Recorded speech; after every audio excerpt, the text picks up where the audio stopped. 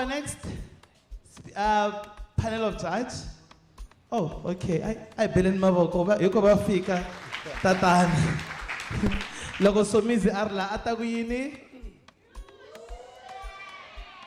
You are late. So, the next person I'm gonna call, Mr. Roy Shikwamban. I think Mabati, right? He's the CEO of Fourscore. Is it Fourscore or Fourscore? Mantangisa kumastiva. Ile kui mfana mbashabelela phela namuhla mtakumamtira. Ladies and gentlemen, please welcome the CEO of Fourscore, Mr. Roy Shikwambana.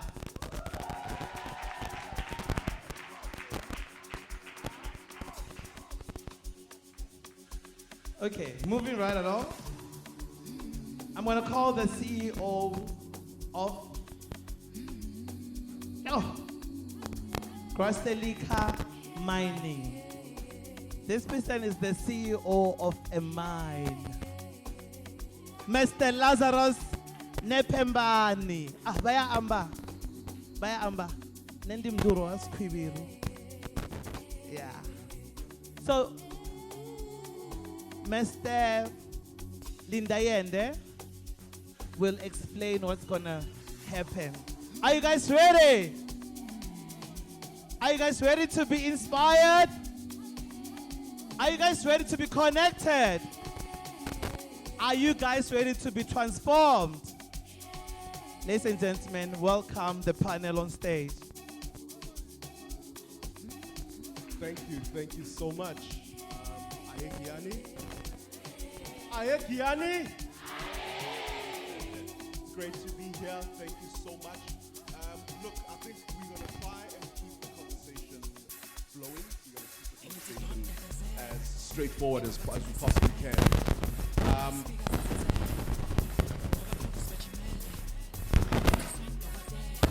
Still good? Can you still hear me? All right, cool. Okay. I think I'd like to start first by saying that, guys, you don't know how fortunate we all are. And I'm going to include myself because I'm a young youth. Né? I'm an old youth. I'm going to include myself. I think there were times where most of us grew up and we had no idea that there's even such a thing as a career in mining. When you thought about mining, all you thought about was the guy that's digging with the hard hat and he's going underground. Correct. But somewhere along the way, you start seeing people who are this well dressed and you realize, right, man, there's a bit more to this mining thing. And that's what today is going to be all about. We're going to have people that you can literally look at and look up to who can show you the potential, who can show you what is possible in the mining sector. So I hope you guys are excited. You excited? All right, great. Okay, so the intros have been done, right? Did you introduce everybody? Was everybody introduced? You called us on stage. Everybody that's on stage. Okay. All right, I think the audience probably know more than us. Found other people on stage. But I think let's start first with just the conversation around skills. You know, what are the top skills that are hard to find in mining? Please pay attention because this is important. And it's important because if a skill is in the mining sector, it means that's a direction that you can look at studying towards because you will be one of those hard to find commodities. Does that make sense? All right, so I'm ready. Can I give you the mic on this one? Scarce skills. Thank you, and I was still in the morning. It's 10. Good afternoon, our future leaders. And I'm from the Mining Qualifications Authority. And it's very important to understand what we're all about. We are a sector education and training authority. Our responsibility as a SETA for mining is to facilitate skills development in the mining sector. We don't do it on our own, like the CEO of TITA already alluded that we do it in partnership.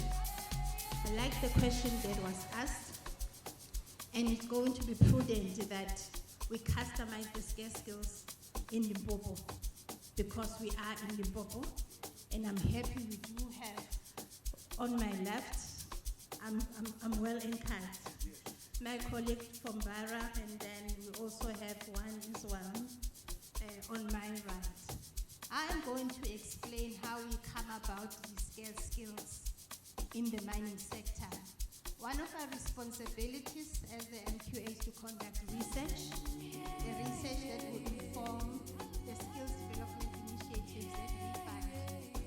You heard about learnerships, work experience. The work experience normally we access the bazaars that we are funding to acquire qualifications in various institutions. And we try to come up with a value chain with the MQA to say we are allocating the bursary and internship. So I'm just giving a background so that we put matters into context. Once you have your internship, obviously your bursary will be informed by various skills in the mining sector. So for Limpopo, because we do have top 10 scarce skills as extracted from our submitted WSP and ATRs that we received from various mines. So I'm not going to misrepresent for Limpopo because we did not have figures for Limpopo. Hence, I said I'm happy we have 2 mines, and I'm going to allow them just to say from their mines because they're here in Limpopo, and the MQA is here to say we can offer a bursary. The mines will open up workplaces to be able to expose you so that you qualify. And once again, once you graduate, you also need an internship so that you're exposed, because sometimes when you apply for opportunities, they'll say we want X number of experience. That's where we come in as the MQ. I'm sorry just to redirect, but I'm thinking if it's fine with you, rather let's allow the 2 mines to say, when we submitted the WSP ATR to the MQA, because they submitted on an annual basis, these are the scarce skills that we noted in Limpopo for our operations. Thank you. Thank you so much. Okay, I'm told the mics are active, so you can actually just grab it. Gentlemen, the ball has been thrown firmly into your courts. Please, care to respond? Prince, you want to go first? Check my 2 1 2. Can you hear me? Barely. Do I need to press the button? Let's see. Yes, you do. Okay, thank you for the opportunity. My name is Prince Limpopo from Bora Mining. So I came forward today to represent the youth and to share my knowledge over the years as to how can the youth get themselves into the mining sector. And before I answer that question, I would like to attest to what my colleague has said. I'm also one of those people who were politically I'm the MQA Basa, proud of it. Also didn't get my internship outside of the MQA helped me get the exposure. And today I'm here. Tomorrow is the new experience. So the feedback we are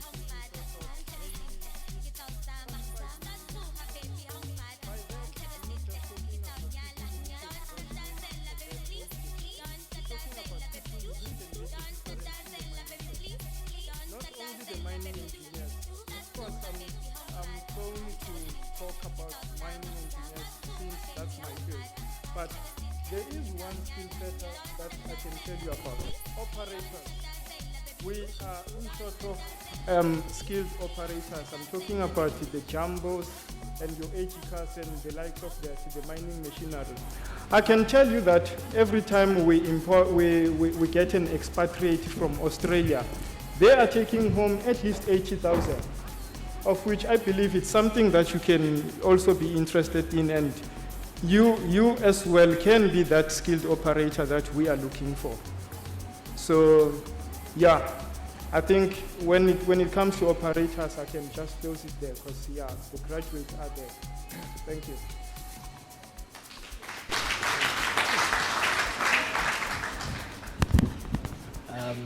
Good afternoon.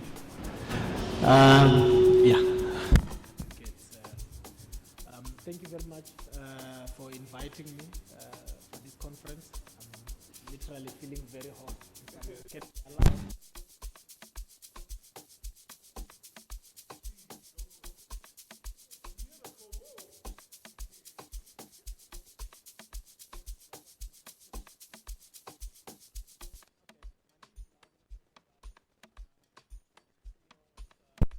Mining, Chief Co-Investment and Resources, and VTM Mining are my businesses. Grace Liquor Mining, the word Grace Liquor doesn't mean alcohol.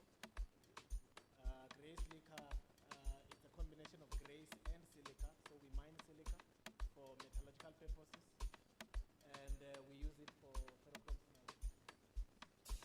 Now, just to answer the question that has been asked with regards to scarce skills, it took me 6 months to actually find a mine manager who can actually successfully run the mine. I've operated with acting mine managers, people with skills that are not yet there. So it is very difficult to find mining engineers today in South Africa who are qualified, who had the paperwork and experience for that matter.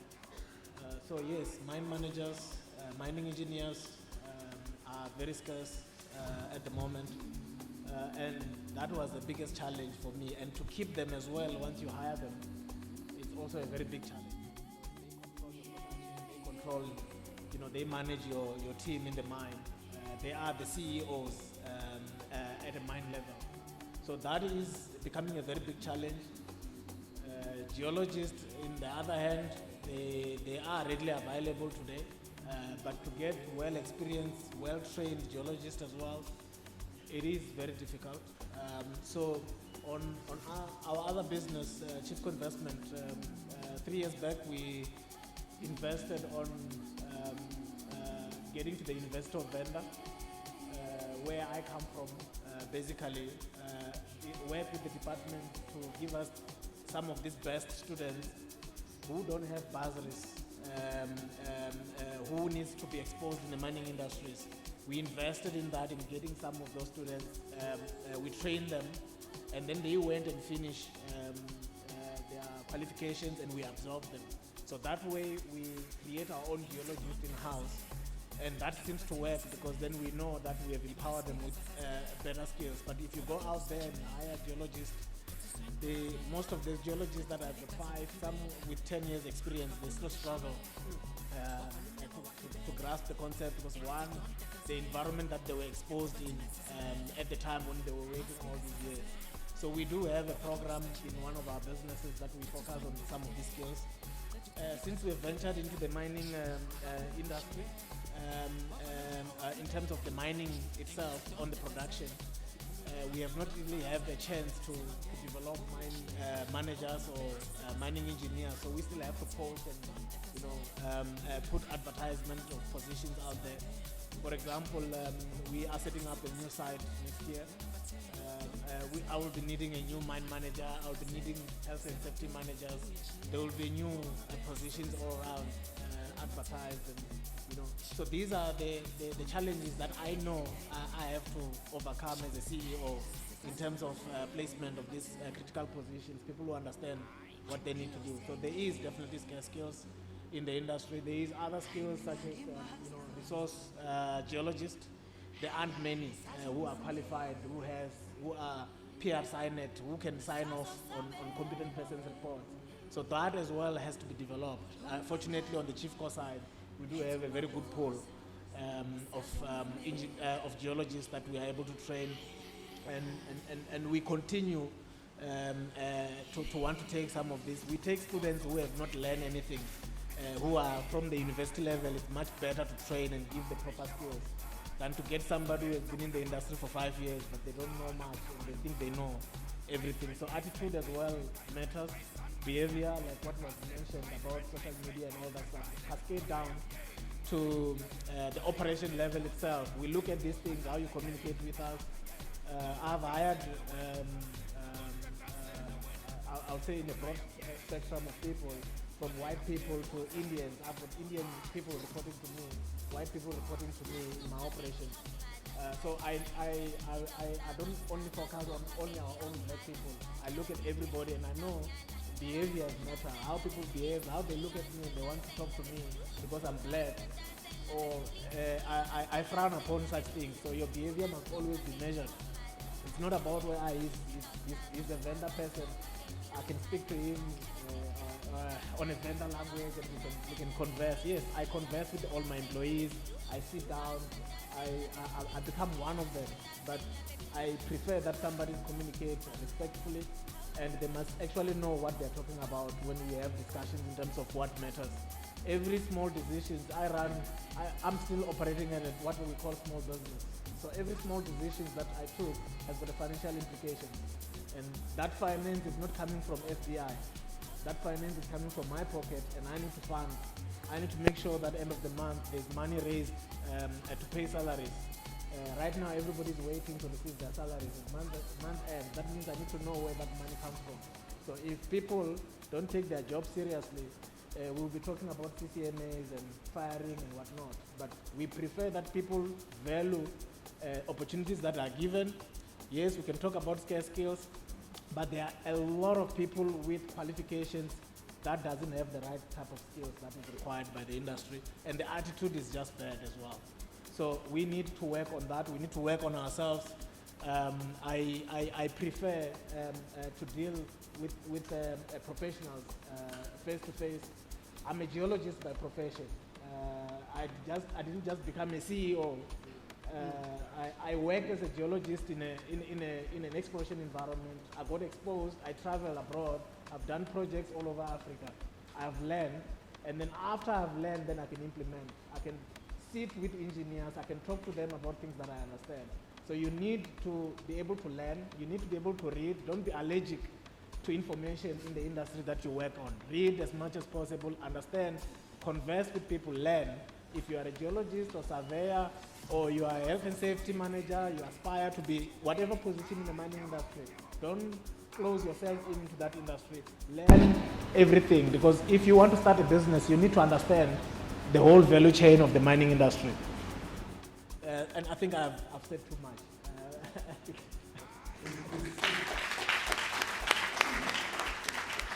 It's actually interesting that right at the end you actually touched on the value chain. You know, when we started speaking about scarce skills, we started speaking about the things that are in demand. But the entire value chain is equally important. And as such, I think anybody in here who's considering a career in any field of mining can actually find the opportunity for themselves. And then I also like the fact that you touched on the fact that so many people will tell you that they're struggling to get jobs. They have a qualification, struggling to get jobs simply because they have no experience. Now, intriguingly, you pointed out that what you prefer is actually somebody without experience, but rather with attitude. So your lack of experience doesn't have to be a stumbling block for you. It doesn't have to be the thing that prevents you from getting a job. Just have a great attitude, come in and fuse.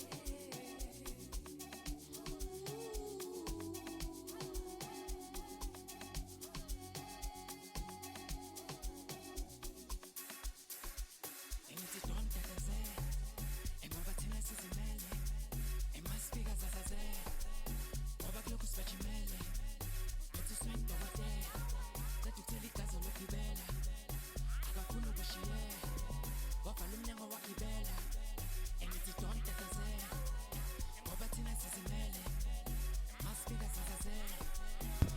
just the value chain that exists in the mining sector and, you know, the growth areas, of course, that young people can actually look at. Maybe let me just expand before Sure. my colleagues can add a few. I look at mining value chain in a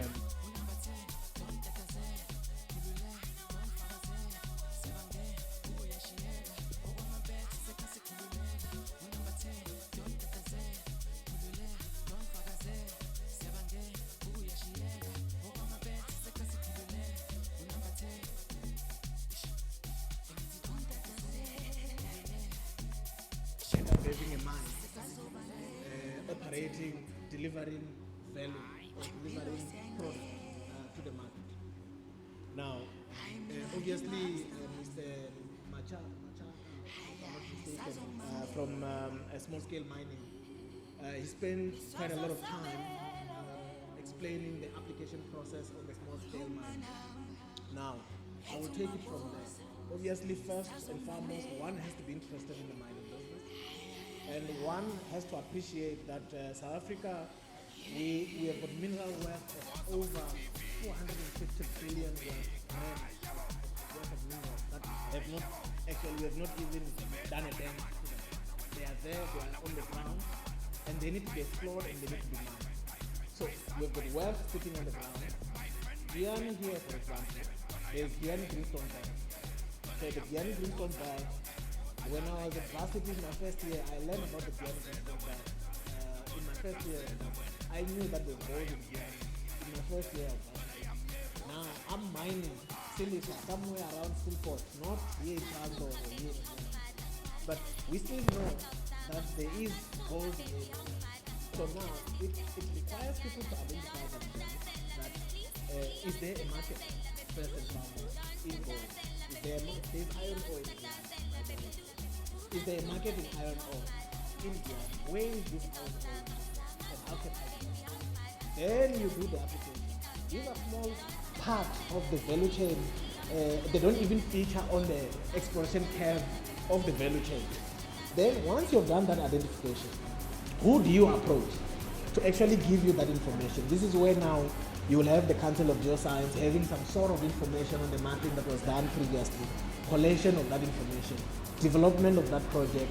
Then you then start putting those applications for you to get either your prospecting right or your mining permits or your small scale or artisanal application as he has put it, or the mining right after you've done the exploration. Now the value itself is when now you have the license that has been granted with all the environmental authorizations, you then need geologists who will then do the assessment and the planning of that exploration to happen. So now the geologist professions come in. The environmental profession has already come in during the application phase. So now all the environmentalists have done their job and they will continue to do their job through that value chain after the granting of that application. Sure. So they started doing their job during the application phase. Your EPs, your environmental practitioners, everybody, your specialist study heritage, if there is a heritage, air quality, whatever that is requested, they've already done their job from the application phase. Now they've told geologists how to behave before they started behaving. Now you get geologists coming on board and then they started developing the project. They start planning the borehole, where to drill boreholes, how many samples they need to get. The reason for that type of exploration, we call it exploration, is to quantify, to identify and quantify that resource that is on the ground and then give it a value. So then you'll have geologists and then you'll have drillers, drilling companies coming in with their operators. So you'll have a whole host of people, you'll have people putting money, you'll have accountants. So that whole value chain starts from there. You will have local communities participating in that, even when we call it exploration, it's a small activity, but you'll have everybody now participating into that activity, people getting hired in the exploration side, camp setting up. That is a value chain on its own. Once there is a resource quantified, now mining engineers come on board. They start planning the mine. They start planning how to extract that value out of the ground. Now you start having even what we talk about investors, some saying investors from abroad, some investors from locally start talking about billions of rands of investment or what can be made in the project. That is the whole cycle of value chain. So the moment you are investing in all these chains, there will be employment happening at each and every level. There will be training of every geologist, drillers, every position, core cutters. You know, there are different positions in this space. And then you get into mining. Now, when you get into mining, every position that you can think of, you will have in the mine. We have got doctors that are responsible for the mine. You've got metallurgists. You've got every profession in that mine. So now you have broadened now the value chain in terms of skills that people need to get into. And then also, now you've got product that needs to be sold. Sure. You've got transporters that needs to move that product. You've got everybody now coming on. You've got trades now. You've got now overseas buyers. You've got ships now that needs to move that. The entire value chain gets created starting from somebody sitting here in Guyana and say, I want to mine gold. And I think there's gold in that farm. I will put an application. It just start from a tiny, and with an interest. And then approach the right relevant people, like small scale mining guys. They said, yes, they do assist after you've put the application. There's a reason why they assist after the application. There are many people who go there and say, give me money, I want to apply. And then that application doesn't go anywhere. And then they lose money. So once you spend your own, no matter how small it is, money to develop, just to put an application, complete the application process, then you are serious enough to warrant an investor or somebody who wants to work with you to say, you have already put in your 100,000, you have already put in your 200,000, it's in there, it's locked in there, and I'm coming in to assist you and take you to the next level. Then we are interested with that. But if somebody says, listen, I've got this land, we can apply, I don't know, it's a different matter altogether.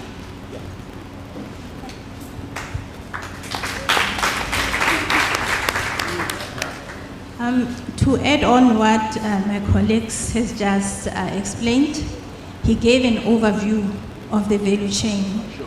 So when we put it in context for a SETA, because we need to support our stakeholders, remember the money that we're using is from the sector, the levy that so we need to assist. So one of the projects that was in Venda, my colleague indicated the importance of the small-scale mining department, DMRE. They do have regional offices. They identified a group of women who were mining stones and crushing it. You know, our vision as the MQA centered in it is to develop skills for the sector, but they need to mine safely. So as soon as they identified a group of women, they contacted us to say we need people trained, so we need to come in and ensure that they understand the issues of compliance. So we come from the training side of it because we're looking at the supply and demand for the sector and check how best we can assist. So another project that we came up with, one of the projects that we are funding as the MQA is your jewelry manufacturing and design. We had a group of 25 youngsters who were sent abroad in Italy to learn the trade. They opened businesses, they are employing today.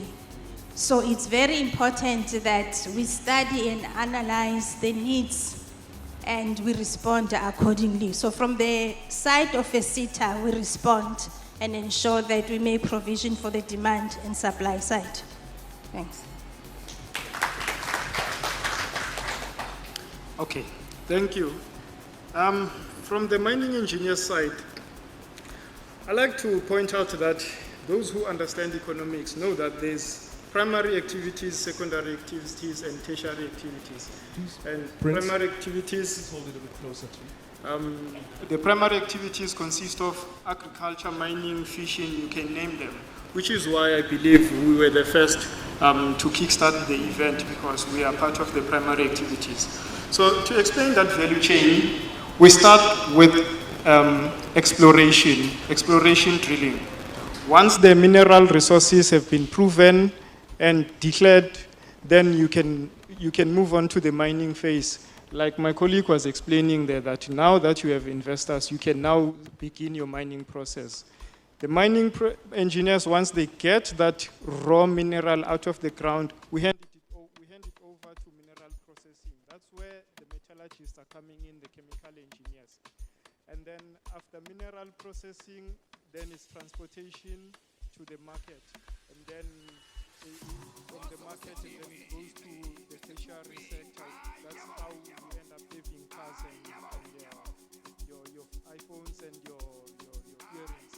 So going back to the mining, it is important to understand that our government, through the DMRE, which is the Department of Mineral Resources and Energy, they have put together a document called an MPRDA, and one of the clauses in that document requires that anyone who wishes to apply for a mining permit, they need to put together an SLP, which stands for a social and labor plan. And now that's where you guys come in. That's where your opportunities are.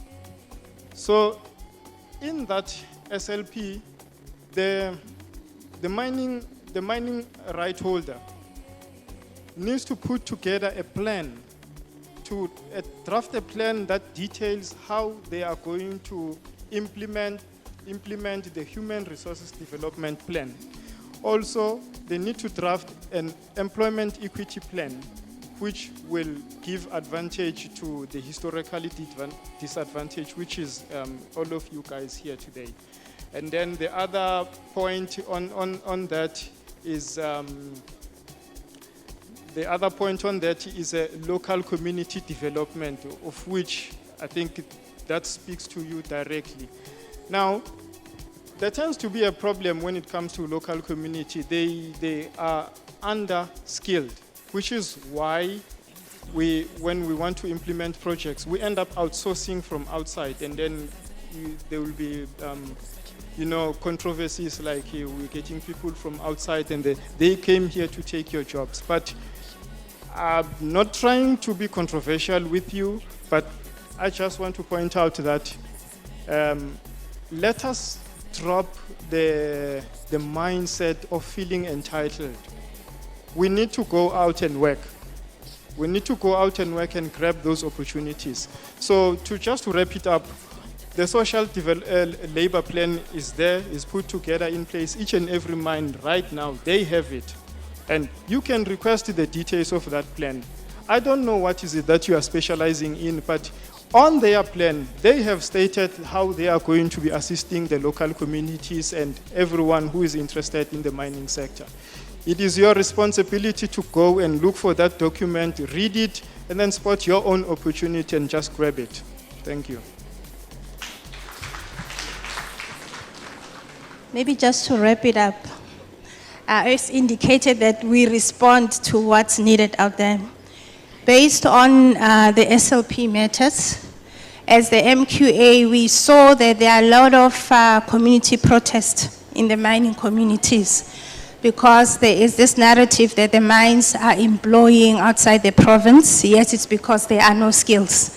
And my colleagues has indicated that they were hard to fill skills. It means they took a long time to fill those positions. So as the MQA, yes, we provide opportunities for bursaries, but we had to come up with special projects. We call them the mining community projects or the youth development projects, because one of the key economic drivers in Limpopo is agriculture. And maybe you approached, you have a market like your spa, people that you can supply. Nothing stops you from putting together a proposal to say, I've identified a group of 20 unemployed that I want to employ in my business. And they require agricultural related skills, because as a SETA, what we're funding 70%, which is core mining, but we do have provision for 30%, which is not mining related, because we need doctors. So when a mine says, in terms of my plan, remember I said we analyzed that WSP, which is a workplace skills plan, and their annual training report, they are indicating their needs, so we are responding accordingly. So we can engage further, but it's simple. Anyone with a business that will be able to employ, you can put together a proposal when we advertise. We do have a stall out there, we can explain further, but what you need to put in a proposal is simple. You're saying, I am company X, I've noted a need in Mahumani, for example, and this needs, if we can be able to train 100 unemployed, we'll be able to create jobs because we already have a market, and you prove maybe an SLA or a letter of intent from a person who says, if you start producing your tomatoes, I'll buy from you. Then you submit to the MQA. It can be a portable skill, your crop production, because food safety is very important, so that you do have skills to ensure that you take care of those produce. Can be a 3 months or 6 months program. We give a grant of 15,000 for the duration of the training. But a winning proposal should have an exit strategy that will assist whoever is participating in that project to be self-sustainable. So it's one of the things that you need to take advantage of, because I've noted that amongst us today, we do have those who want to pursue career in mining, but you do have those who want to be employers, and we are we are encouraging that. Start thinking differently. Don't go to school and say, I want to be employed. Just say, I want to go to school and be an employer. We need people who think differently, come up with proposals that give solutions to the problems that we are currently experiencing as a country. Thank you.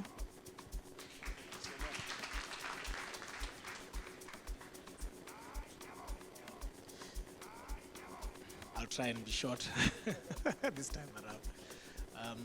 The issue on the SLP side, it's a very serious one.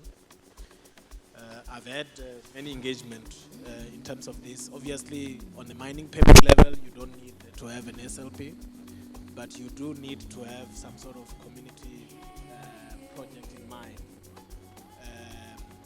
in terms of participating, developing where you are operating, what you are going to do for them. On the mining right point of view, yes, you have to put in a plan, a 5-year plan. SLP only exists for a period of 5 years and has to be renewed or reviewed and be presented again to communities every 5 years when the mine is operating. Now, the reason of putting it to 5 years is to make sure that whatever goals that you have put to achieve, or whatever budget that you have put for that 5 years, you have implemented it and to give progress after that 5 years, also to the department, to say what have you done for the last 5 years. Now, SLP speaks to the community. And the biggest challenge that I have found myself personally, sorry, I would speak mostly on the personal side of my business, is that the definition of community comes into play. And how does it comes into play is that you have got local municipalities with IDP. Now, whatever project that you want to select and put into the SLP has to be the project that has been selected that is in the IDP. So which means you have to engage the municipality, and the municipality knows best what the community wants. Now, the biggest challenge is, let's say Giyani needs water and a big dam has to be built. So that dam is not being built in Giyani town, and people can see it, all of them. So it's been built maybe 30 kilometers away. So now the community of Giyani, for example, will not see that dam. And so as a mining company, we decided that we will put 8 million rand towards the dam. I'm just giving for example. We'll put 8 million rand towards the dam or the development of the dam. And that money is then allocated into the IDP because it has to be approved by the LED managers in the municipalities. They have to put it into the ID programs. And then we agreed that the money is going towards the dam. Now, we will be mining here closer. The community lives around us. We are mining here. The community don't see what we are doing. They didn't see anything that we have done because that dam is 30 kilometers away. That is where we have made an impact, but they don't see it. They want results there where they are. Now, you are forced to have to divide your resources to focus also to the immediate community that you have. And these discussions, I've had too much of these discussions in areas where we are operating to say, to engage, to rather bring in municipalities to sit with the communities and understand what is the immediate need of that community there. You focus on the project there and you still also focus on the bigger scale of the project. You divide that resource rather than to just allocate. Yes, obviously that would be a priority. The dam is a priority to supply water to everybody. But then when it comes to communities, now there's a division to say which community it is. That dam is supposed to serve greater community. Now, but the community that is impacted is this one. So this is where the challenge on the SLP that I found, and it requires quite a lot of engagement. And I think people must participate on IDP programs of the municipalities. They must raise what they need. And in fact, it starts from the ward level. Every ward has got a requirements that they put. They participate on the IDP, whether they need roads, hospital, clinics, and all that stuff. So I know I'm getting out of the mining, but I've seen this as being the biggest problem when it comes to SLP issue. Now, how are we engaging ourselves with communities where I do business? Now, a community must organize themselves. They must be well organized to be able to harness the opportunities that come from the mining. And the reason is when we come through and we want to do business, for example, if I now start a mine here in Guyana, there is obviously a village. Guyana is a greater Guyana, but there is a village where I'm going to start that project. There is also local chiefs, and there is all this development. So people need to be well organized so that when we come through, we bring in opportunities. And I can tell you one of the opportunities for the mine that it brings is we can either give equity to the local community that we are operating at, and they can benefit and they can participate in the development of the mine, and they can be part of that mine as it runs.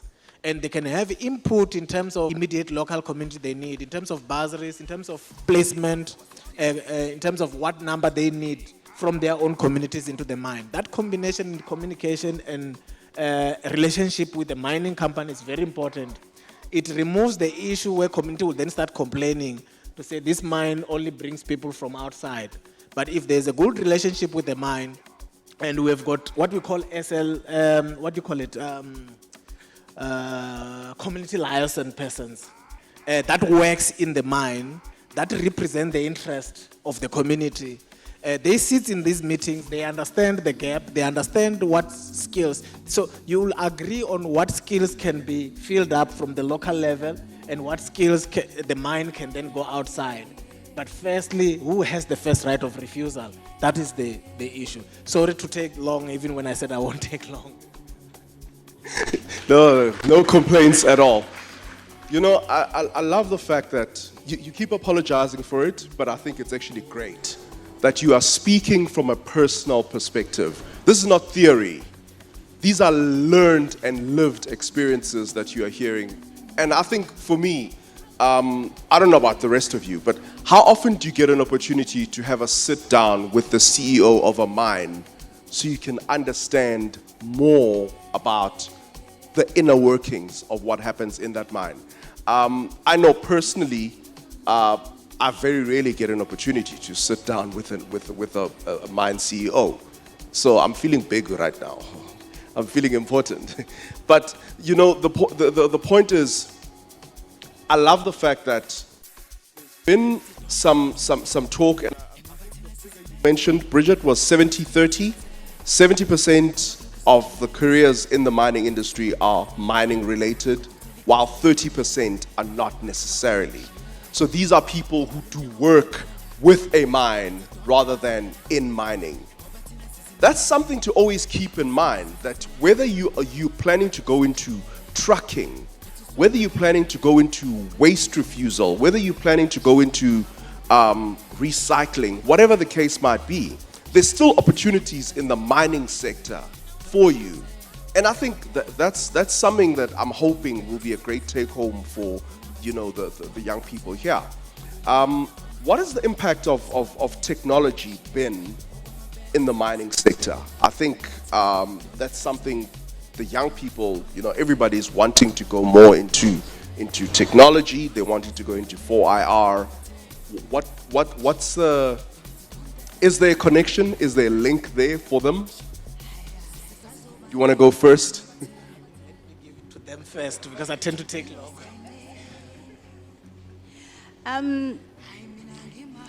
I like that participants to their audience, they are always on social media. That on its own says a lot that 4IR has changed the world of work. It's the new normal for us. And interestingly enough, yesterday we had a workshop at the CSIR with UP, because we've noted that we need to change the way we deliver training. A lot of mining is automated. You would find that when you were to prepare mining methods now and, 20 years back, different. For example, if you are pregnant, working in a mine, immediately you declare that, hey, I'm expecting. You don't go underground for obvious reasons, because you need to be protected. But what technology has done is that automation of some of operations, like your operators now, you can operate while on surface. It means that pregnant woman then can be in an operator or is in a room where they can control on the surface. So I just wanted to simplify and indicate that we need to align. And one of the issues that I've noted is we need expertise when it comes to data analysts. So it's one of the areas that you can look into, because you need to be able to interpret data accordingly so that you are able to make informed decisions. So I'm going to stop there, but I just wanted to say, remember the fact that you're comfortable on social media. The program director was saying, keep your social media clean, so use it positively. So there is potential, look into it. The CEO indicated that your attitude must be right. But what's important when you choose a career again is you need to check how you are wired as a person. You know what makes you tick or what gets you fulfilled as a person.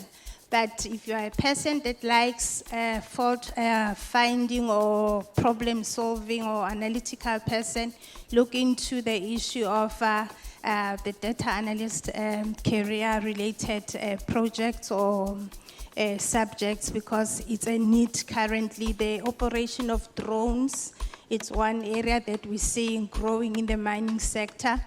And you know how people support underground now is different from many moons ago. Then they'll use a stick and go down kneeling. Some people will be able to tell you that there's a risk, because they conduct risk assessments.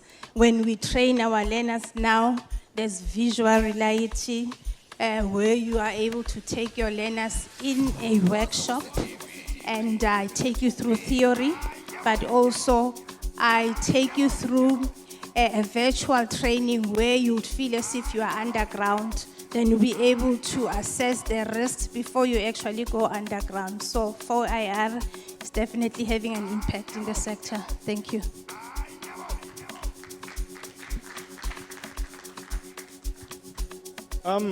One of the simplest definition I normally give when I'm asked what is mining, I just simplify it by saying mining is a process of extracting raw mineral resources in a safe and profitable manner. The key words there, it's safe and profitable. So in a broad scale of mining engineering, there is people who are dedicated into research development. Day and night, they are researching to bring in new technologies that will improve our safety statistics and keep our businesses successful, because a lot of mines have went under care and maintenance due to the fact that they are running at a loss, because conventional methods of mining, they are labor intensive, and that labor costs are driving our operational cost high. So it is important for every individual who is involved in the mining to have that vision of the future and to keep up with the new developments. I myself right now, I'm very much interested in data sciences. In my free time, I'm doing programming, not just doing mining engineering. So it's really important that we take this fourth industrial revolution into our minds. And just to leave you with one quote from Eric Hoffer, he's saying, "The learners shall inherit the world, while the land shall be properly equipped for the world that no longer exists." Thank you.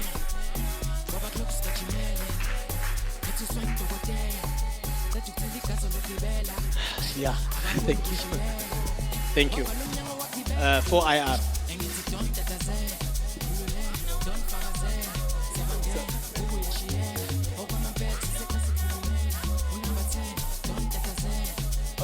Okay. Before we continue for IR, I can't ignore that last statement. We cannot. We really cannot.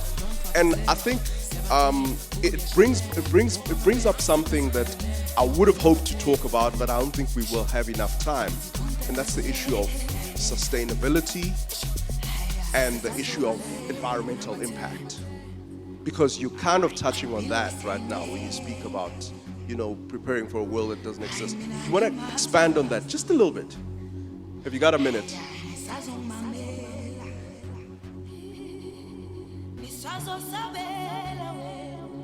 Okay, please say the quote again. I might be doom and gloom here. Yes, let me just repeat it and explain it. I was saying it is really important for us to keep on working on ourselves. Each and every time you take a rest, your competitor is at the gym.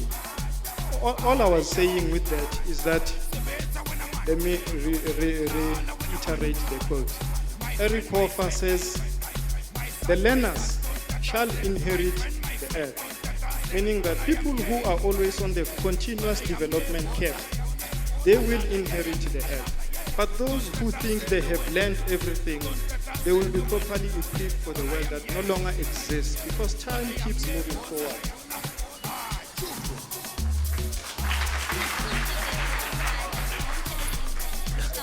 Okay.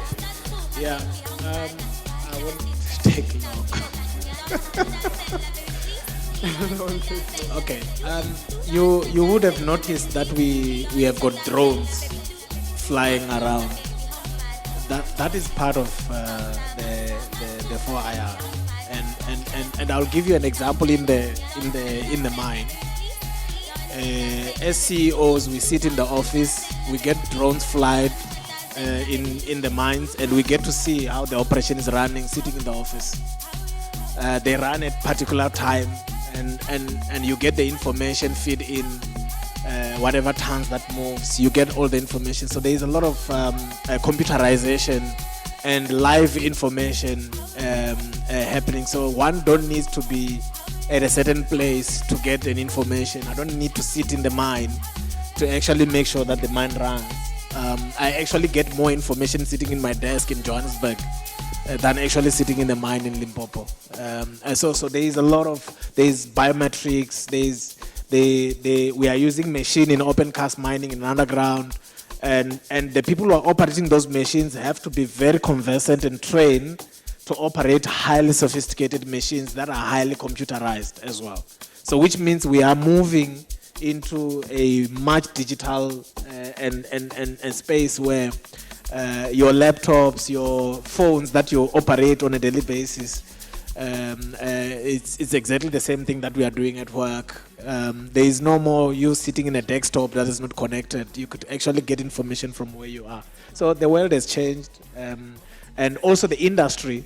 As we implement these systems, we're trying to cut cost as well, because business is about profitability and people as well. But at the same time, one has to work efficiently, and the only efficient way of doing business today is to make sure that you've got a system in place that works for you. And that includes, tapping into the current 4IR and actually predict what is going to happen in future, what is coming, what is new, what can help you to be competitive. It's all about that, gaining a competitive edge in the industry. Thank you so much.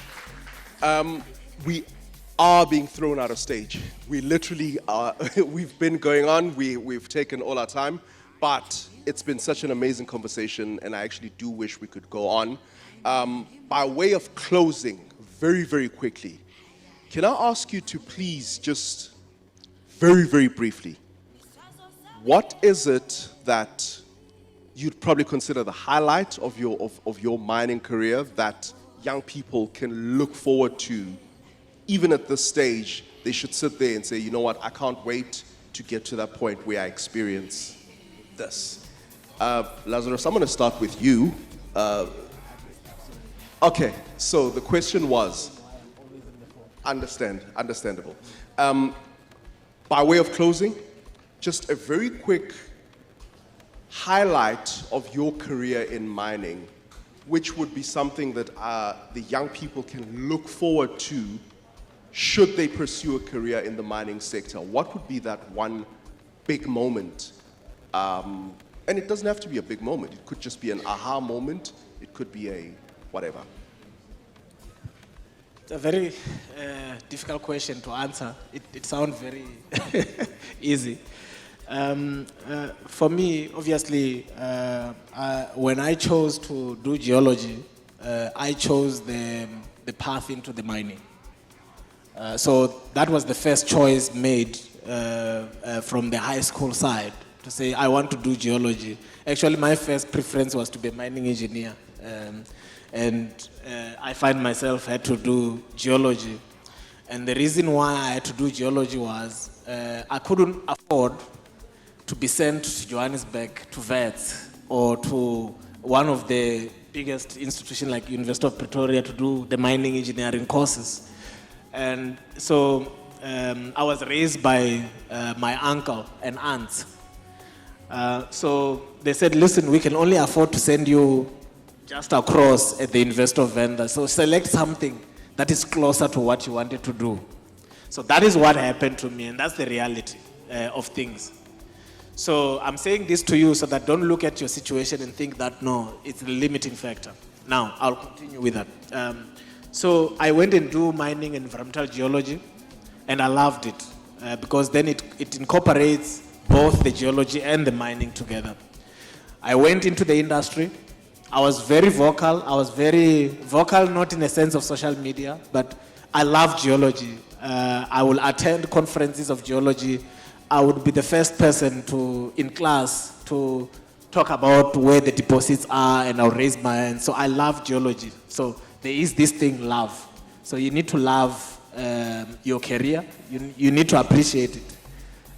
It must be something that you are happy to do, even for free, because you love to do it. So that was the first thing that, then I get into the industry. I work hard. Not for a salary. I was getting paid. I was not getting the right raise. I was not getting, what other people were paid. But what I had was the opportunity to work as hard and to work as harder than the person next to me who was hired with me. And what it has done is when I entered the industry, I then got an opportunity to go and do projects in Gabon and been put there as a graduate geologist with a whole team of experts. And then I worked harder there in such a way that they ended up giving me the projects to run. even when I didn't have much of experience, but I was well organized, and I could learn faster, and I could work. And then from there,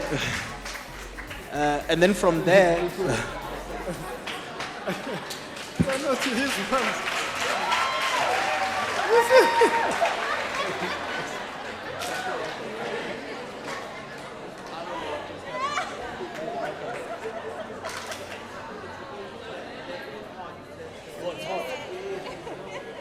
Oh, okay, no, I'm about to finish.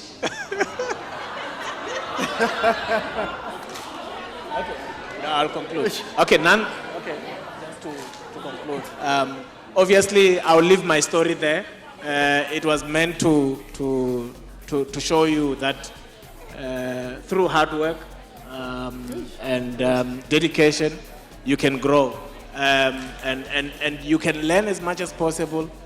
I just didn't branch into business, but I knew I was gonna be good at the mining business. I'm not saying at the geology business, at the mining business. So I got to learn every facet of the mining, and I participated in the industry.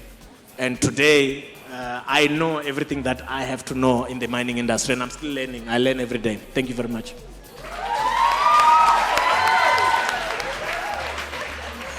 Okay, colleagues, you'll have to thank your colleague for taking away all your time. I think, thank you very, very much to all of you. I truly appreciate it. We truly appreciate you making the time. Please give them a big round of applause. Let's take a quick picture.